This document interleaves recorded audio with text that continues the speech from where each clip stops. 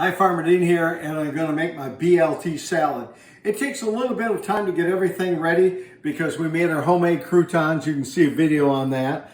And we've got about a pint of cherry tomatoes, and you can see I cut them about a quarter each, so you have them in quarter. Cook some bacon, about 3/4 of a pound, and then our homemade dressing, which I have a video on that also. So we're going to mix it all together and show you what it looks like. So it really looks pretty when it's all on top and everything. I got everything there. I'm going to just mix it together real quick. So I have this plated. By the way, I use romaine lettuce. And I'm just going to put a little salt, a little bit of pepper. Oh, I love pepper. Maybe a little bit more than a little. Take a bite here.